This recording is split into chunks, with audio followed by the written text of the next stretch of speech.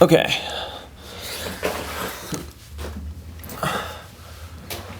Okay, so, I just finished the Challenge Daytona, race, and just a little because I try to always stay consistent with these, whenever I do my post-race debriefs, I kind of give myself,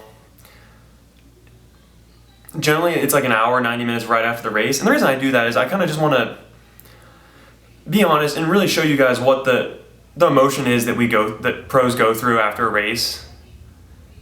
You know, share the awesome emotions, but then days like today, I'm gonna just kind of be honest with you guys about what I'm feeling and just be honest. Last weekend in New Orleans, it definitely took me a while to process the emotions fully, and I definitely walked away at the end of the day going, all right, there's a lot of positives. And Challenge Daytona is a little bit more complicated. There's a lot of, it's a new distance, the race goes on at night, but I'm gonna cut to the chase.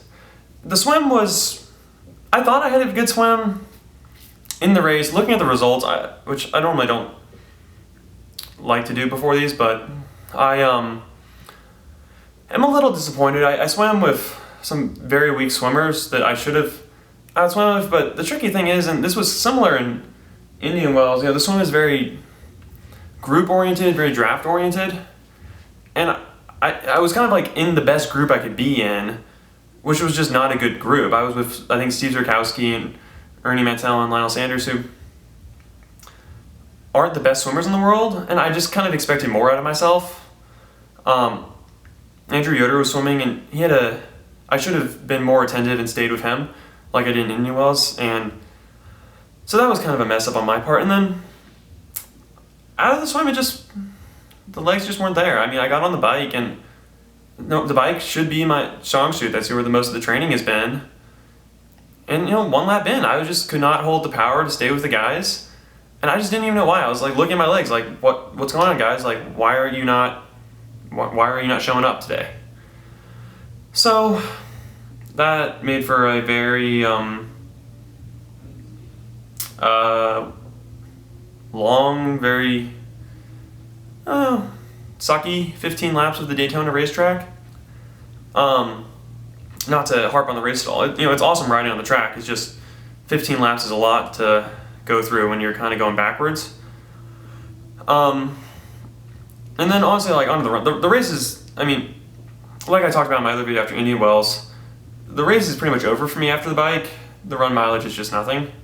Fortunately, I was so far back after the bike that I wasn't getting passed nonstop, except for the women, which is not fun.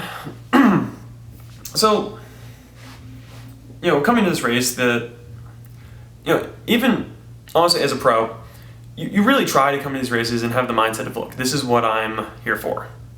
Here's the goal, this is what we want to achieve.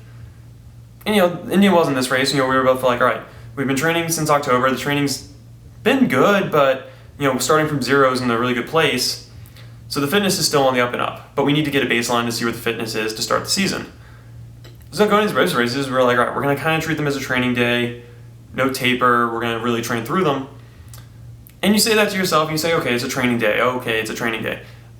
The reality is, you still want to have a good race.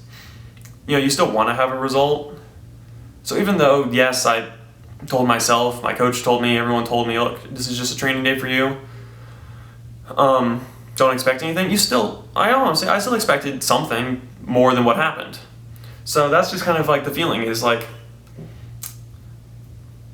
I guess it's good in the eyes of pretty much everyone else, but if I'm being honest, I'm still just a little disappointed in how my race went. But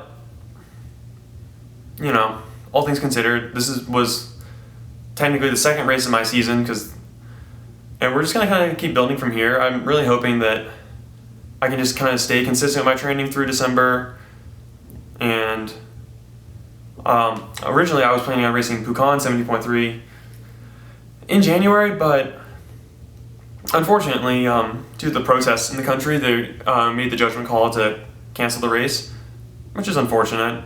So I'm kind of searching for race to do in early February, January, but I don't know. There's no races, so I'm trying to, there's no Ironman or really challenge races, so I'm kind of trying to look around for just races that aren't on those two brands' radar, which is hard to find. But just kind of what's going on.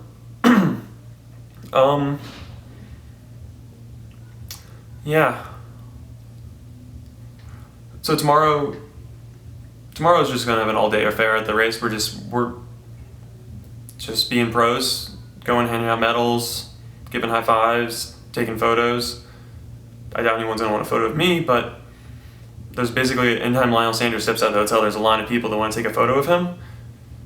But this is kind of the other part of the job. It's one thing being a pro is getting results. The other thing is you need to be able to be the face, be a platform, be a marketing person, which is what this race is really set up for us to do by having the age group race on Sunday to say, all right, get your race over with, and then all day Sunday you're going to just be out there, be mingling, be talking, get it out there. So I'm really looking forward to that. We don't get this many opportunities to do this, so I'm going to try and just take it and be the best I can.